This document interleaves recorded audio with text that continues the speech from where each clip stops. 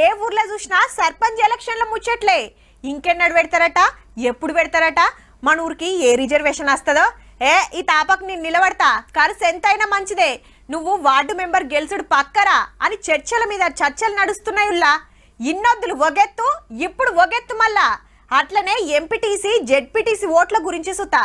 ఇదంతా ఊరి లెవెల్లా, కానీ స్టేట్ లెవెల్లో నడుస్తున్నది గీ ఉప ఎన్నిక గురించి. మా గంటి సారు కాలం చేసి 6 రోజులు అయ్యిందో లేదో ఉప ఎన్నిక చర్చలు జోరుగా నడుస్తున్నాయి. మీదికి ఎవ్వరు మాట్లాడతలేరు గాని 4 పార్టీల నజరు జూబ్లీహిల్స్ మీదనే ఉన్నది. ఇప్పుడు సిట్టింగ్ సీట్ మళ్ళా మనమే గెలవాలని కారోళ్ళు. గిసొంటి టైంలో ఇంటోళ్ళకే టికెట్ ఇచ్చి నడుస్తున్నది కాబట్టి గోపీనాథ్ సారుల భార్యనే నిలబెడతారని గులాబీ భవన్ లో గుసగుసాలు. కొడుకు కూడా ఉన్నాడు గాని గింత చిన్న ఏజ్ లో రాజకీయాలు వద్దు అంటురాట. అయితే పీజేఆర్ కొడుకు విష్ణువర్ధన్ రెడ్డి, రావుల శ్రీధర్ గారు కూడా టికెట్ కోసం లైన్లు ఉన్నారని ప్రచారం నడుస్తోంది. కారు క్యాండిడేట్ ఎవరైతారో గానీ మాకు పబ్లిక్ లో పతారా విరిగిందని చెప్పుకునేటోళ్లకు ఇది ఒక పెద్ద సవాల్ అయ్యింది. ఎందుకంటే పార్లమెంట్ ఎలక్షన్ లో గుండు సున్నా వచ్చినాక ఎమ్మెల్సీ ఎలక్షన్ లో పోటీ కూడా చెయ్యాలి. ఇటు కేసుల విచారణలు, కమిషన్ల ఎంక్వైరీలు, అటు కవితక్క లొల్లి నడుస్తున్నాయి. అలా ఆయనతో ఎమ్మెల్యే ఎలక్షన్లు ఇటమటం ఆయనంటే పార్టీ పరిస్థితి ఇంకేమైతుందో మరి.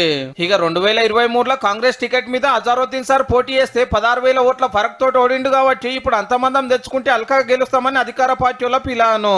టికెట్ కోసం రోహిన్ రెడ్డి, నవీన్ యాదవ్, బాబా పసియోద్దీన్, బొంతు రామ్మోహన్ సార్ కోషిష్ చేస్తున్నారని గాంధీ భవన్ లీన పడుతున్న ముచ్చట. కంటోన్మెంట్ ఉప ఎన్నికల బీఆర్ఎస్ సిట్టింగ్ సీట్ ను గెలిచినట్టే ఈడ కూడా గెలవాలనే జిద్దుతోటున్నారట పార్టీ పెద్దలంతా. నియోజకవర్గంలో ఎంఐఎం ఓట్లు కూడా చానే ఉన్నాయి కాబట్టి పతంగి పార్టీ సపోర్ట్ తీసుకుంటే గెలుపు కాంగ్రెస్ దే అనేది చాలా మంది మాట. మరి అసద్ భాయ్ సరే అంటాడా, మేము కూడా సై అంటాడా తెలియదు. ఇక బీజేపీని చూస్తే మునుపోడిన దీపక్ రెడ్డి సారే కాదు, కీర్తి రెడ్డి, పద్మ, దత్తన బిడ్డ లక్ష్మక్క కూడా లైన్లు ఉన్నది టికెట్ కోసము.